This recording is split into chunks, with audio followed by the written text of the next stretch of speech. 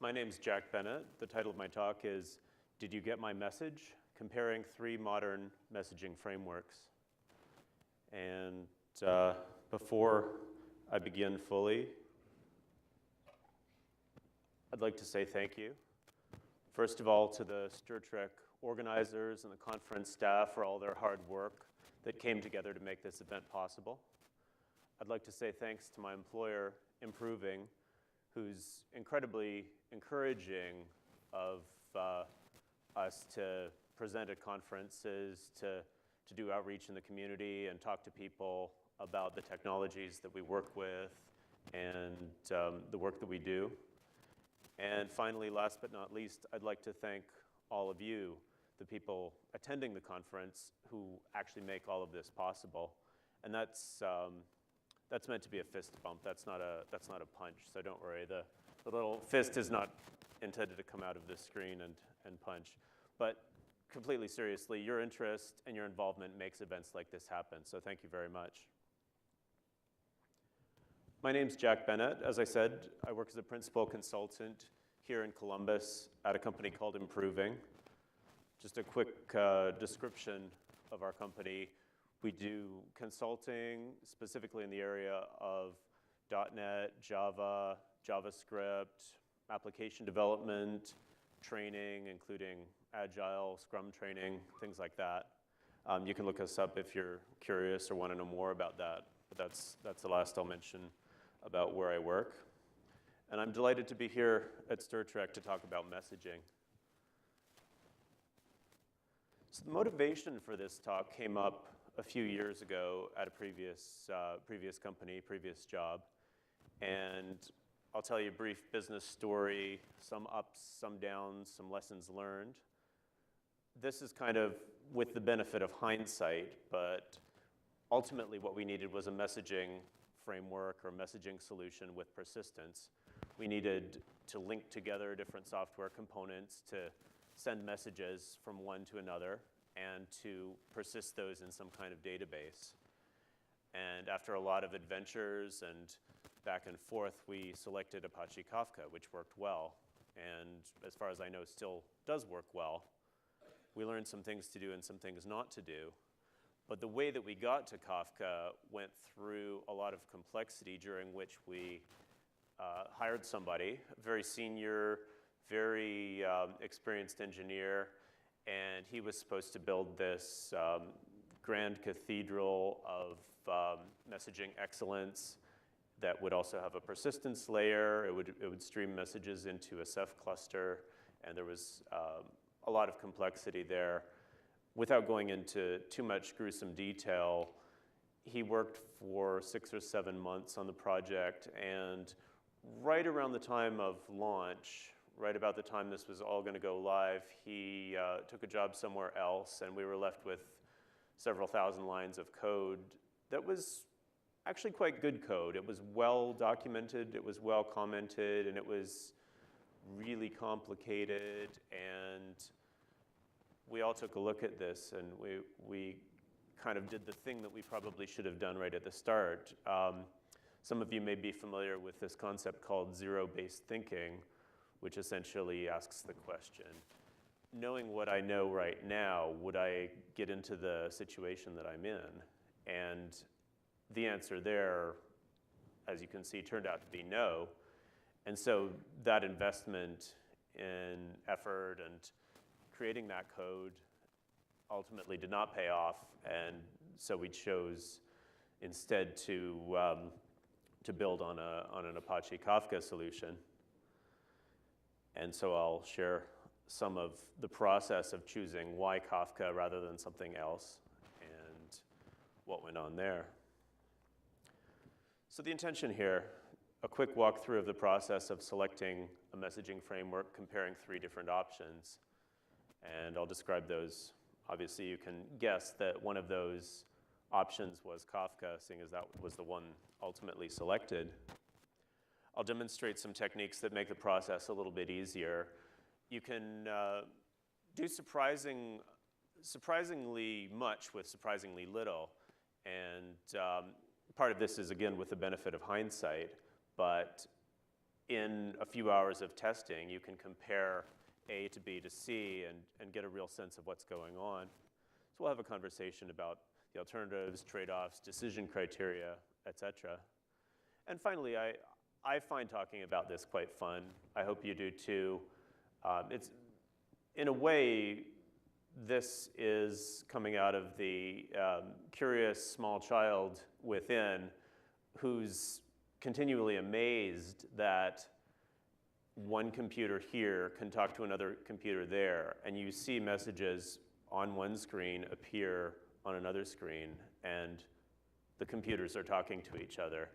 I think my inner 9-year-old is still kind of mind blown by that.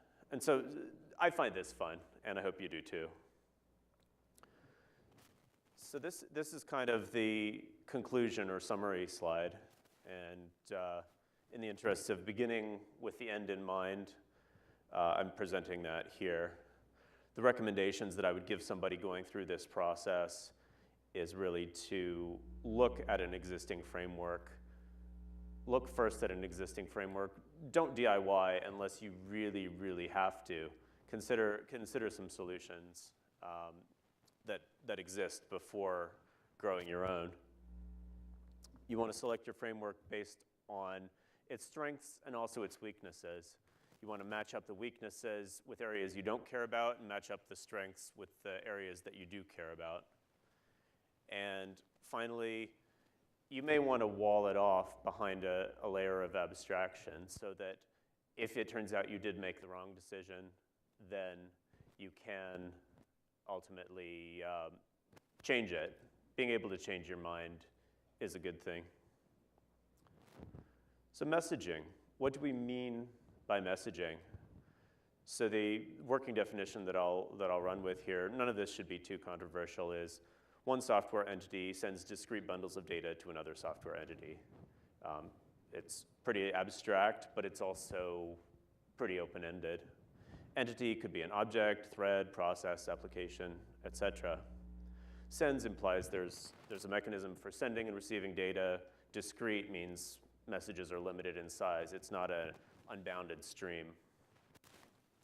So some more detailed definitions here. Okay, so message is discrete in size. How big is it?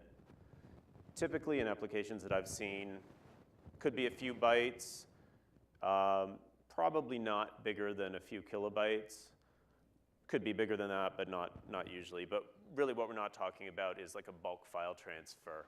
Megabyte messages, gigabyte messages, you might be able to do it, but you probably don't want to. So figure on tens to thousands of bytes in most applications. What protocol are we talking about? Generally, it's TCP/IP. You can also run over WebSocket or some other kind of higher level streaming protocol, but essentially what we're talking about is vanilla TCP/IP socket connections. And some frameworks themselves will implement AMQP, STOMP, MQTT, all these other acronyms. Fix is one that I'll dive into a little bit as a specific example. And what's in your message? This really depends on what you want. I mean, this depends on what your application is, what the details are. So you can think of it as some set of serialized bytes, and there's going to be protocol headers, trailers, message lengths, as I'll show you in just a moment. So here's an example of the FIX protocol. FIX messages are used in securities trading. This was the particular application area that we were talking about earlier. So essentially, if you want to order stock from a broker or dealer, you'll send a FIX message. The broker-dealer sends back an acknowledgement saying, okay, I got your order. Perhaps they send back a message saying, you're now the proud owner of 100 shares of Apple or 100 shares of Amazon or whatever you've ordered. Sometimes orders are rejected. So for example, you send in a price that's out of bounds, or your message is malformed in some way, your message may be rejected. And high volume connections will transmit millions of connections. No doubt there are billions of connections that exist. I haven't seen them personally, but there are likely connections that exist that transmit billions of messages as well in, for example, the trading engines of large stock exchanges. So the features of this protocol are as follows, and I'm going to go through this pretty quickly because the exact details don't matter. It's just an example of here's an application area. So you're going to have a header, message length, and a trailer. The checksum tells you whether the message is well formed or not. It's just a check on the message content for error checking. A fixed message is essentially a set of tag value pairs. So a tag is an integer. The value is typed. It could be string, int, float, date, etc. It's ultimately just a string, but it's typed so you kind of know what to expect. So for example, well, I'll show you that in the next slide. The delimiters are ASCII 1, so it's just a non-printable ASCII character. And these are typically about tens or hundreds of bytes in length, typically no more than a couple kilobytes. So here's what a fixed message would look like. You've got this 8 equals fixed 4.2, which is the header. 9 equals 176 is your message length. There's all this data. 35 equals 8 means it's a response or a fill message. And I won't go into all of the details there. But this is an example of a specific industry application of messaging. So this would be the content of a short message. And the vertical pipe character there is used as a human readable replacement for your ASCII 1, which is what a real fixed message would look like. And this is what it would look like in kind of an architecture diagram. So here's a customer. So here's people ordering stock. Here's a broker-dealer providing stock. And then in the middle here, TCP/IP connection. And it's surprising how simple it is. This could be essentially a cross-connect in a data center. So you've just literally got an Ethernet cable from my server to your server, and millions of dollars of transactions can take place over that particular connection. It's simple, but a lot of things get done this way. So why messaging? I hope I've motivated through the example of the stock exchanges why that might be used in that particular application, but there's a lot of other businesses, a lot of other industry areas. What are the alternatives? And so I'll look at a few of those.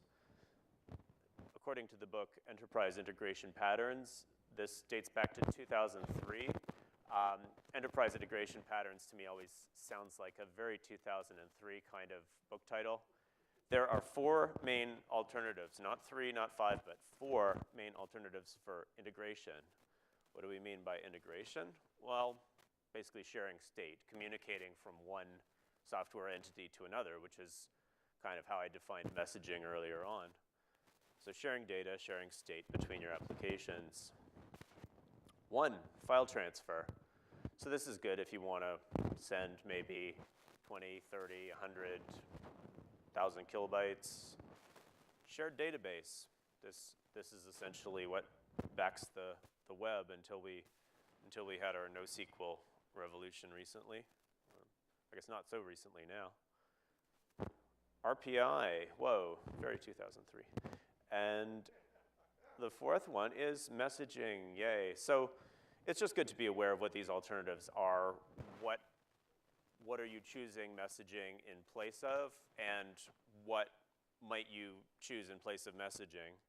But I think there's something missing. Does anybody have a guess as to what that might be? Shout it out.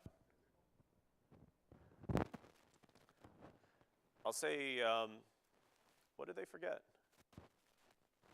REST API. But that's not their fault, because that came about around 2009, if I understand correctly. And something that I saw as I was researching this talk and really kind of fleshing it out was, well, why am I talking about messaging rather than REST APIs? A lot of stuff that people do with APIs could be done with messaging and vice versa. So I really wanted to dive into what's the difference? What are the real differences in application area? And in the equities trading case that motivated the talk at all, the fixed messaging case, there really isn't a good idea, or let me put it this way, there's no good reason to use a REST API for that. It's a persistent, long-lived connection. It's a bidirectional data stream. All you've got going back and forth is short messages. It doesn't really make sense to use a REST API. But the properties of that, the properties of the REST API are more of a ad hoc request response. You've got a client, maybe that's like a mobile client or a web application, and it's making ad hoc queries. It's a stateless connection, and there's more of a client-server distinction, whereas in the customer and broker-dealer case, you've got more of a peer-to-peer connection, and so it's a bit more symmetrical. But all of that being said, a lot of what I say about messaging frameworks, not 100%, but a lot, could also apply to REST APIs. So just keep that in mind. So the performance envelope. This is a sketchy little sketch that I drew. And it kind of harkens back to the performance envelope of an aircraft. So let me explain what this is, because it's a little bit sketchy in many senses. So messaging kind of occupies this domain here. If I can just draw it. So message sizes are relatively small, and there's going to be a lot of them. So the granularity of your data is going to be like a kilobyte or maybe a few kilobytes, but not much higher. And you're going to get high levels of information transfer through high messaging rates, essentially. And then in the case of your file transfers here, you're not going to probably transfer too many files, but they're going to be relatively large. And then out in this realm here, basically high message rate combined with high message size, like 1 billion 1 gigabyte messages per second. That doesn't make any sense. Nobody can do that. Maybe someday, but certainly that's not possible. So essentially, there's this envelope of size of your data and rate of your data. Rate in the sense of how many blobs or units of data are you transferring. And so REST APIs are kind of in the middle there, and databases likewise would be sort of in the middle there. So that's kind of thinking about data granularity in terms of mapping onto what your solution might be. Do you want to use a messaging solution? Do you want to use a shared database? Do you want to transfer files back and forth? And to think of it in the extremes, perhaps you want to you download one big file in the morning. Okay, you don't need a messaging solution set up where you leave a connection on all day if all you want to do is transfer a big file. You can probably just script up a secure file copy, SCP or SFTP, and then you're good to go. So this kind of recapitulates that. You've got messaging means real-time updates. So if you've got an application that requires that, probably want a messaging solution. You've got fine-grained data, relatively small messages, but you can have potentially high data rates through high message rates.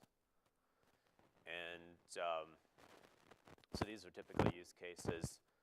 I like that top bullet point. It sounds like something where you'd sell that to very large enterprises for $4,000 for a 20-page PDF or something like that. So if anybody wants to buy a PDF with phrases like that, let me know, and I can sell you something at great price.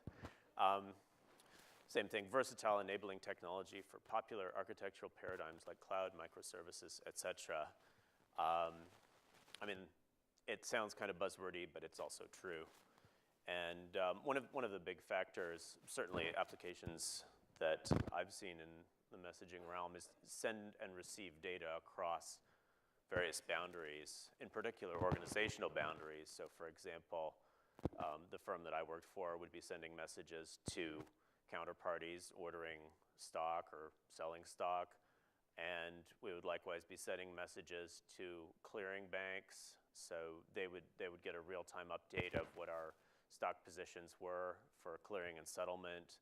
So that's one possible application, is sending data outside your organization and receiving data back in.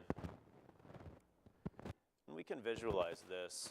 I wanted to go in decades to kind of see what applications look like, at least schematically. So 30 years ago, back in 1989, we had something like this, where you've got your application, you save it to a text file or some kind of binary file, and that's that.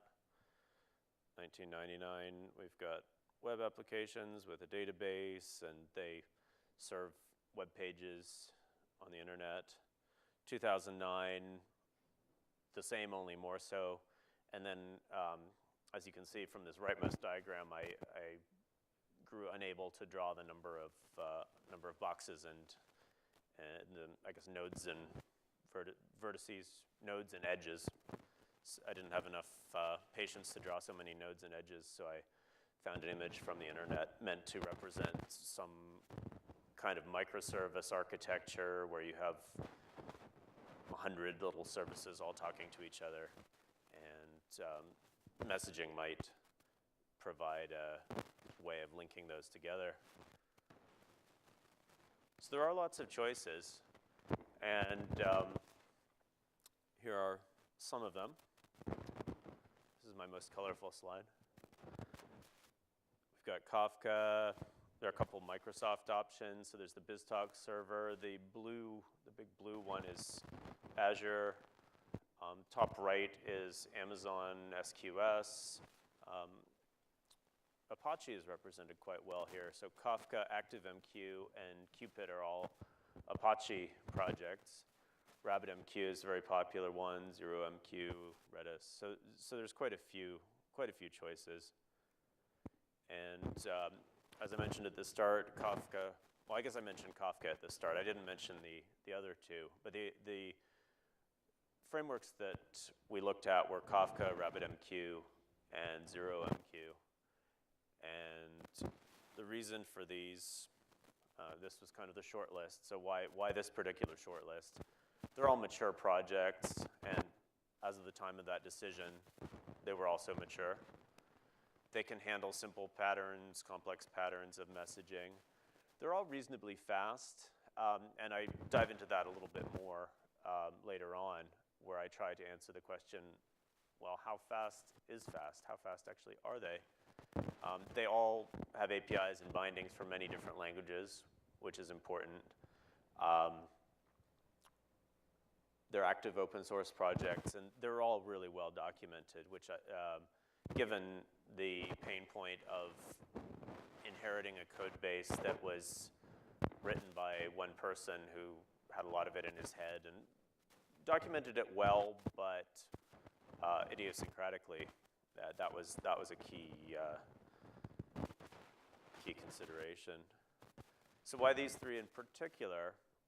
As I said, these are the exact options that we considered a few years ago, and they have high contrast. I mean, looking at like RabbitMQ versus Cupid versus ActiveMQ, those are kind of more similar, whereas looking at Rabbit versus Kafka versus ZeroMQ, you've got more divergent application areas. And so just to cover that, Kafka has a built-in data store. That's kind of a major feature of it. It's essentially a time series database. RabbitMQ is probably the most conventional, most traditional, quote-unquote, enterprise message broker. And then ZeroMQ, I don't know if I made this up or if I read it somewhere, but I've heard the phrase sockets on steroids meant to describe ZeroMQ. It's essentially a library that you use within your own code that gives you some richer socket abstractions and some capabilities to do that. So it's a bit of a different animal. It's brokerless, meaning that there's no centralized hub. So why A over B? All these different solutions, depending on how you architected them, could meet your needs. Why choose one over the other? General guidelines, none of these should be terribly controversial. This is essentially the takeaway message. You know, what are your needs? Test and make sure that the solution meets your needs, and wall off the framework so that you don't have too much pain if you're forced to change it for whatever reason.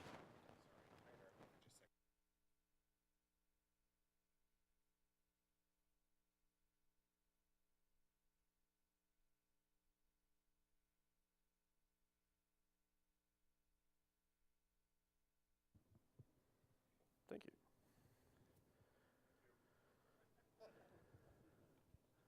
How do I sound now? Ooh. Much better. Like butter. So yeah. So making a framework decision. Again, none of this should be too controversial. The top bullet point, write down in one sentence what your system needs to do for you, is especially important if you're making this decision in a team, because it's interesting to see if those sentences are going to be the same. Maybe they won't, maybe they will. You want to use numerical specifics whenever possible. What is fast? What do we mean by fast? Is that 10 million messages a second? Is it 10,000? So being quantitative and specific is really important. And if you don't have that, that's fine, but that should be kind of your first order of business, is to get to the point where you've got some numerical estimates for the quantities you need. Another thing that I learned going through the process is to look at the default settings, because the defaults really tell you what was on the mind of the architects and the programmers. Like what numerical settings did they think were typical? If you're always pushing the limits of the defaults, that could be kind of a anti-pattern in a sense, that maybe you're not using the framework the way they intended, which doesn't mean that you're wrong. It just might mean that you're kind of outside the normal operational parameters of the framework that you're using. Just something to be aware of. All right. So I want to introduce the demos. I don't know that I want to demo all of the different ones. In rehearsing this talk, some of the feedback that I got was that it's probably not necessary to do each different system, because I'm basically going through the same kind of demonstration on each one. But I'll show you I'll show you a couple of them just to kind of see what the process involved. So a few parameters here. I did it in Vagrant, just a nice way to have a standard environment. This happened to be Ubuntu 18.04. The libraries, just apt install globally in the virtual machine, and then run each demo in a Python virtual env so these would be the Python libraries or Python APIs for the respective frameworks. And there's also a bonus one, as you can see. There's the DIY one. So that's a little special, and I'll show you that one. And all the code I'll make available on GitHub. I have not done so yet. So here's the test plan for basic operation. I mean, this is literally the most basic vanilla thing that you can do with a socket. And this, in fact, is the demo of the socket module in Python 2 or 3. So the server listens on a port for the client connection, gets data from the client, and then sends a reply. So it's kind of like a little echo server or a hello world server. Then the client connects to the server on a known port, sends a message, and receives a reply from the server. So that's basically, if it can do this, you've gone from 0 to 1. You've gone from nothing to something. And then test plan for performance. It's basically kind of the same thing, except do it 1,000,000 times without any output, so you're not wasting CPU cycles outputting to the console, and see how long it takes. So before installing a framework in your company, you might ask, well, why not implement DIY messaging? I mean, we're programmers. We program stuff. It's straightforward. You have full control over all parts of the application. And this is sort of the internal monologue. How hard can it really be? You're just sending some bytes over a socket. It's easy. So this is what it winds up looking like. You've dismantled your sync. And here's the demo. I mean, it's super, super simple. Just a little server.py, client.py, and so let's take a quick look and demo that. So from stage left comes my wild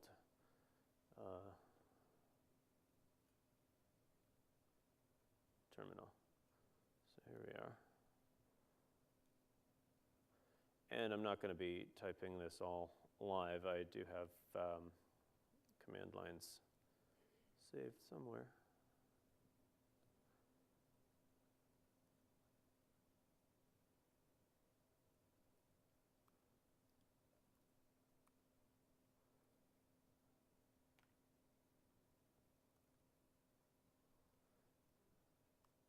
So starting up the server, it informs us that we've started up the server.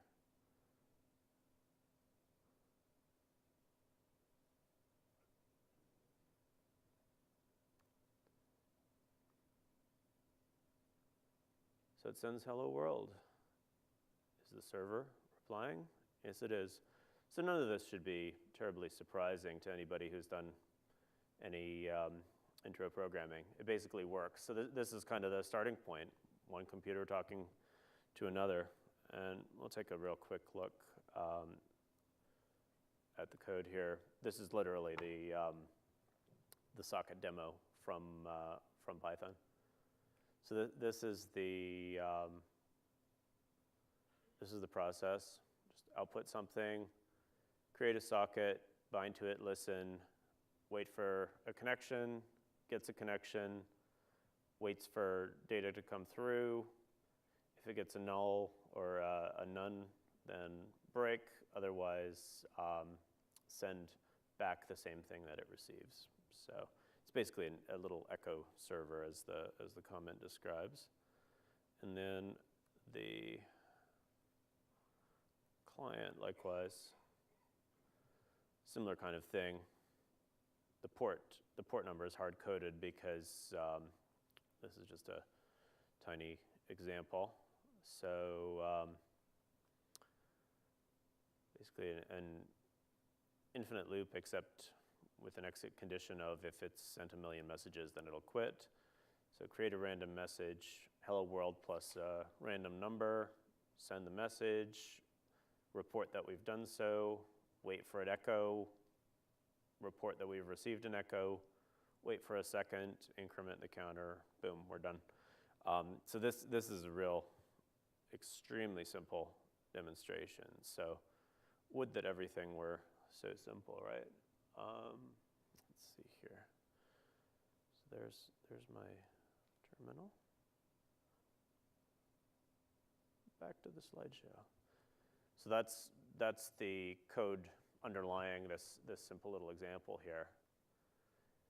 And it is easy to prototype something very simple and specific. I mean, it doesn't get any more simple than that. But things can get really complicated very quickly, especially when you're going to deploy code in an actual production environment. And one risk that you have with DIY is that you start investing time and effort into it, leaky, blurry abstractions. You start binding things like this to different components of your application ecosystem. If you're not careful and if you don't kind of keep things walled off, you can create technical debt, which has very scary emojis there.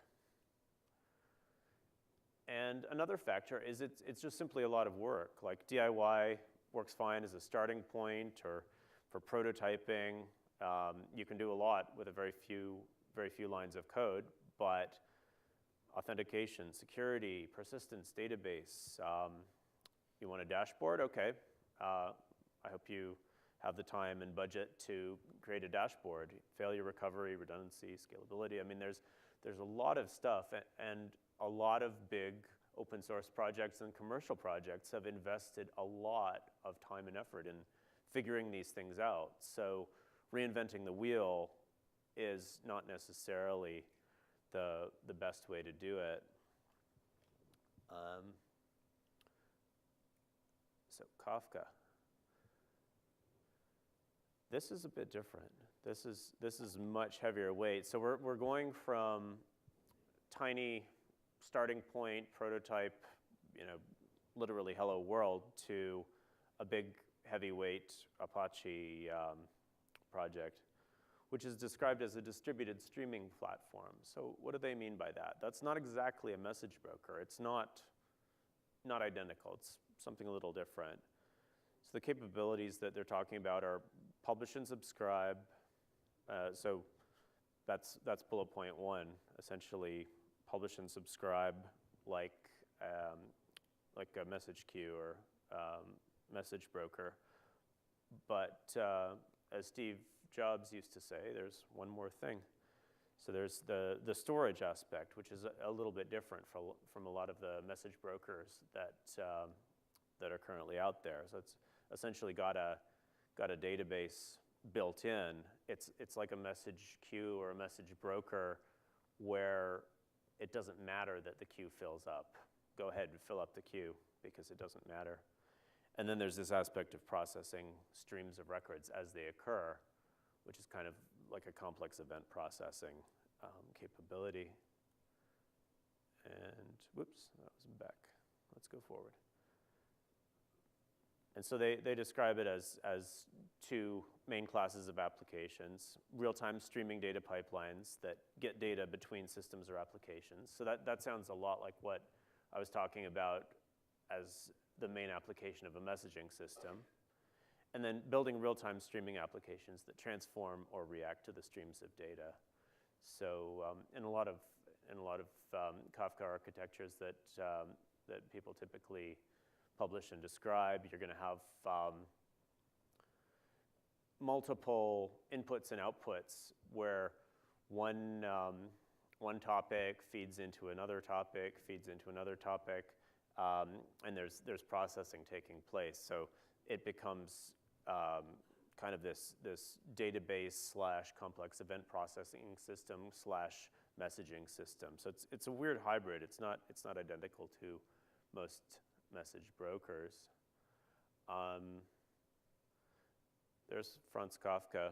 Apparently the name was chosen because Franz Kafka is a great writer, and the architects and designers of the system wanted to make a system that was also a great writer.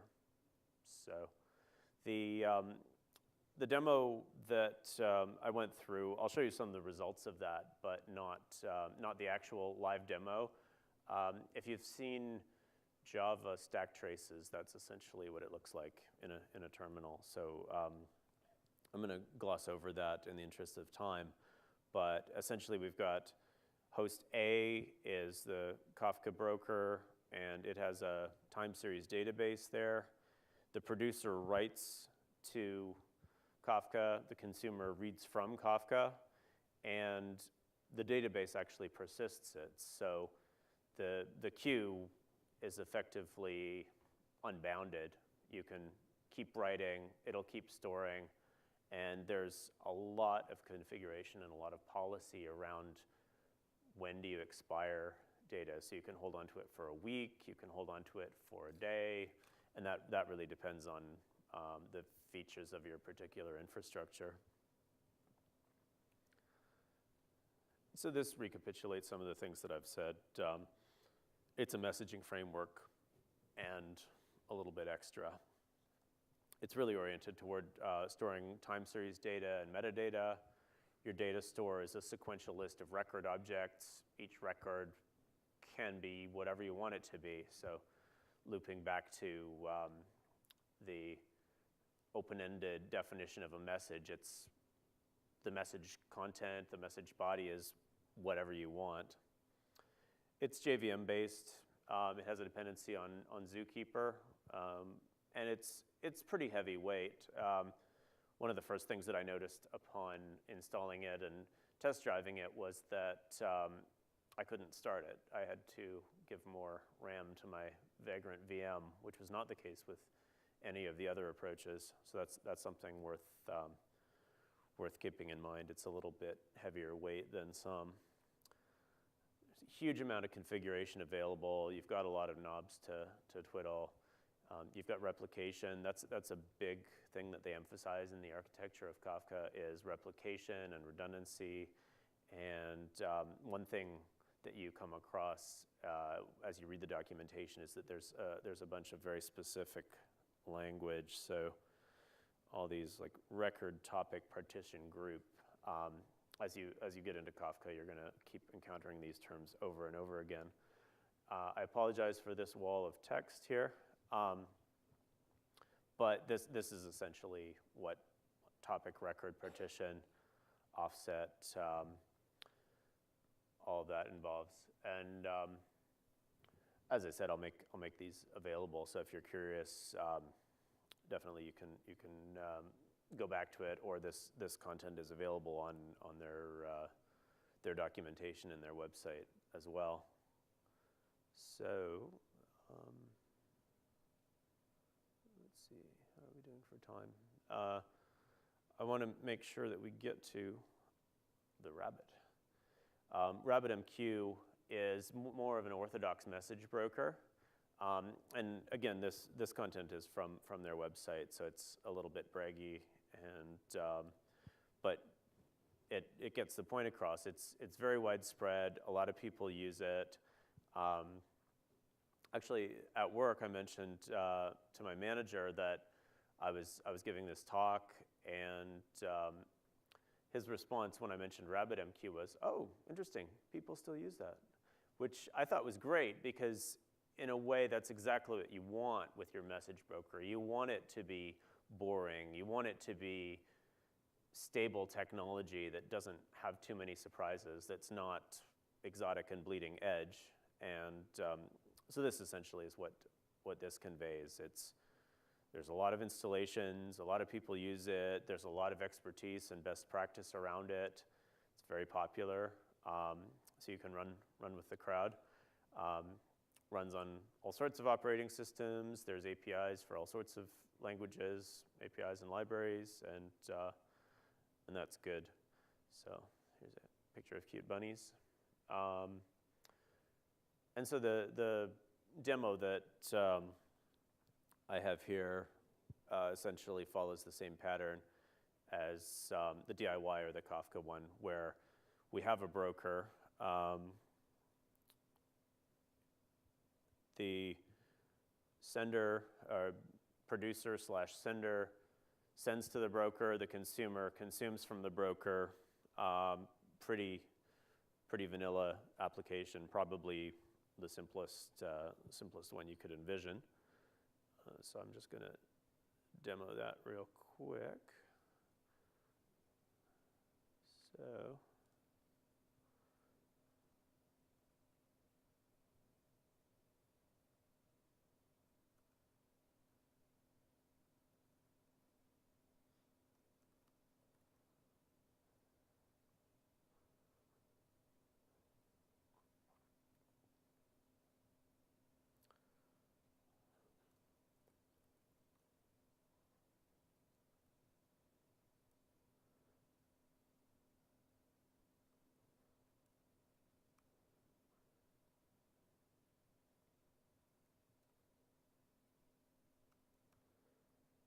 Just activating the virtual environment and switching to the appropriate directory.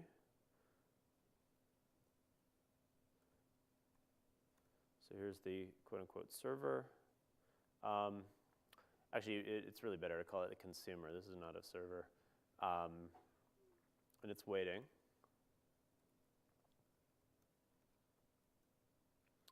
Here's the client or the sender or the producer. Sends hello world with a unique ID each time, and the consumer consumes it. So it looks identical to the DIY case. The difference here is that this is actually going through the Rabbit broker, as I will show. And this is something that, let's see.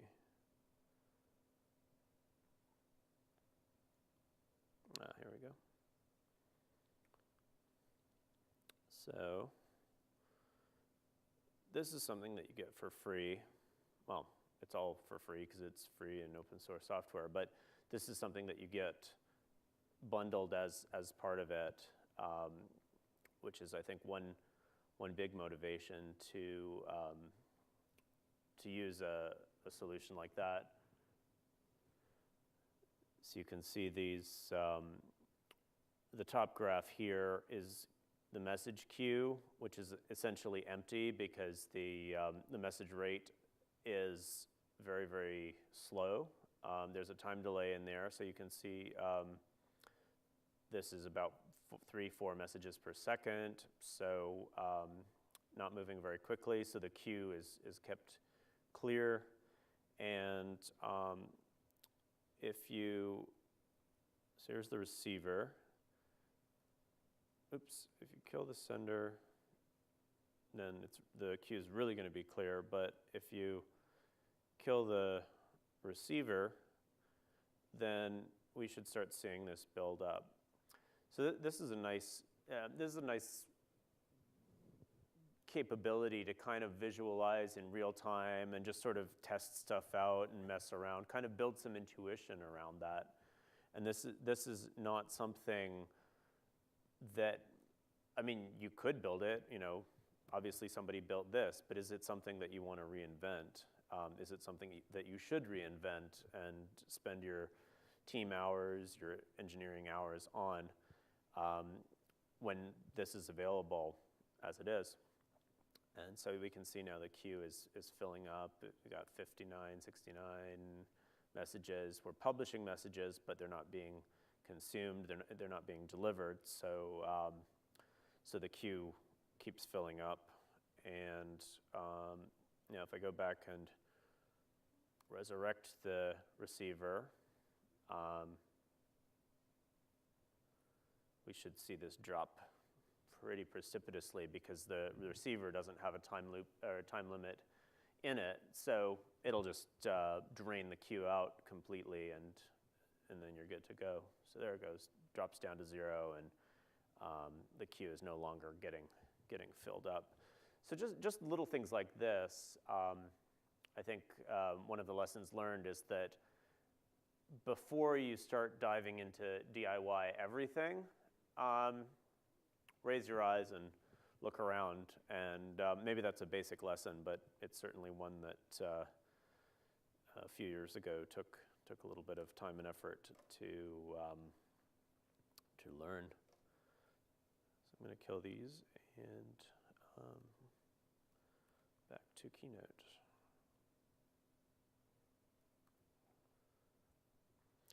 So that's that, and we have a nice management UI at no charge.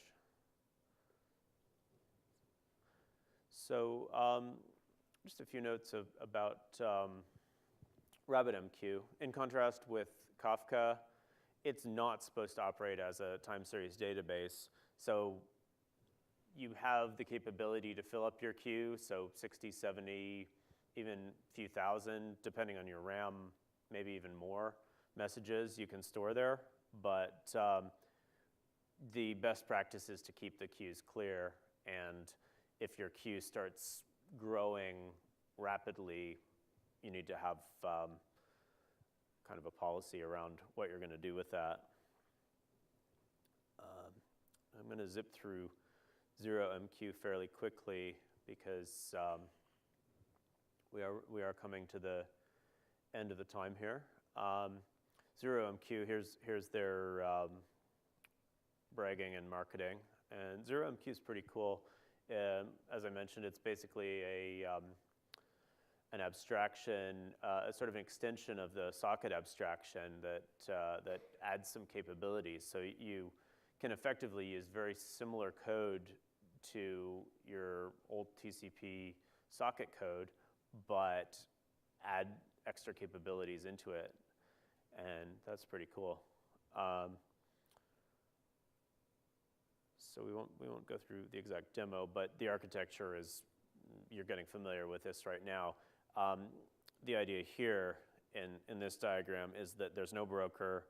It's essentially a little library. You just import your library, and so there's your server, here's your client, and the library is denoted by that little box there. And yeah, it broadens the socket abstraction to support inter-thread communication, inter-process communication, so you can use it for concurrency, which is pretty cool, and it's fast. Look how fast it is. Time to process 1 million messages is, the y-axis here is in seconds. So RabbitMQ was relatively slow. Took about 3 minutes to do that. Some of this may be due to configuration. This is basically like straight out of the box configuration. DIY and Kafka were about the same. Each of those took about 1 minute. ZeroMQ was really fast, like 4 seconds, and that was a little. Originally, I thought I did something funny, like there was a bug in there, but after reviewing it, there was some interesting stuff, which just goes to show you got to test and you got to know what your configuration is. So the message rates were, so Kafka and the DIY demo were about 16,000 messages a second. This is on this particular laptop in a VM, so not incredibly powerful hardware, just basic contemporary, maybe 2-3-year-old laptop hardware. RabbitMQ was about 30% as fast, about a third as fast, and then ZeroMQ was like not quite 20, maybe 15, 16 times faster than the DIY or the Kafka. So just to compare these, what have we got? Kafka and RabbitMQ are relatively similar in these sort of checkboxes, except that Kafka offers this persistence capability, which was really what our application called for and what we needed. All of them have good documentation. DIY, not so much. And ZeroMQ really doesn't offer that server process, broker process, web admin. It's really a plug-in library that gives you more capability. Basically, puts your sockets on steroids. So in this hour, what have we done? Well, we've really barely scratched the surface. You can see all these approaches can do hello world, which is really very, very baseline, very minimal standard. This is what I would call the easy region of the performance envelope, that sort of bottom left corner. And they all have various different data rates depending on the configuration. So I want to sum up with what I'm calling grandiosely fundamental laws here. So perhaps this is fundamental and obvious, but a broker is always going to cost you something. So fundamentally, handing off a message from A to B to C can never be as fast as handing it directly from A to C. Tanstaffel. There ain't no such thing as a free lunch, but you can do what you need by selecting the appropriate trade-offs. So persistence has a price, guarantees have a price, recoverability has a price, redundancy, etc. You can do a lot of different things in a lot of different frameworks, but if you're fighting the defaults every time, that's what I'm calling holding a beach ball underwater. Like if you're trying to make a framework do something that it's not really designed for, you probably don't need to do that. There's probably a better way to do that. I would say test everything and assume nothing.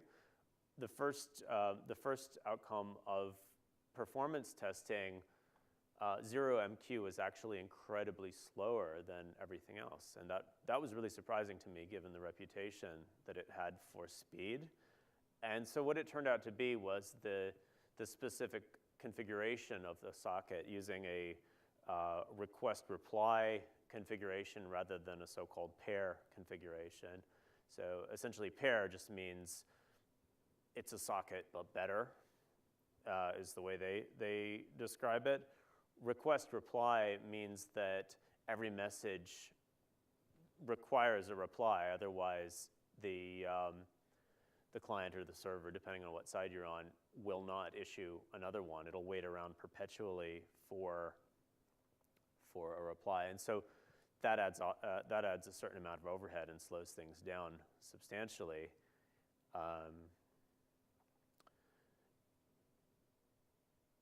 This last point, language really doesn't matter within certain boundaries. As long as you're using a reasonably mainstream language, there's probably a binding or an API for you, as long as you're using a reasonably mainstream message broker, so wouldn't worry too much about that. You can always change your mind, but the deeper you are in the project and the more you've invested, the more complicated it is. But if you isolate your messaging framework behind abstractions, you can break this rule to some degree. And here's an example of that. At Auth0, they actually did switch literally from Kafka to ZeroMQ for speed reasons. And this is an interesting blog post which is worth checking out to kind of see the process of a migration from one of these to another one of these. Do pairwise simulations. Don't start off with a really complicated topology, because you can learn a lot from simple tests. And start simple. It'll get complicated later. You don't need to start complicated. So this is a recap of the recommendations that I shared earlier. And that's really it. I appreciate your time.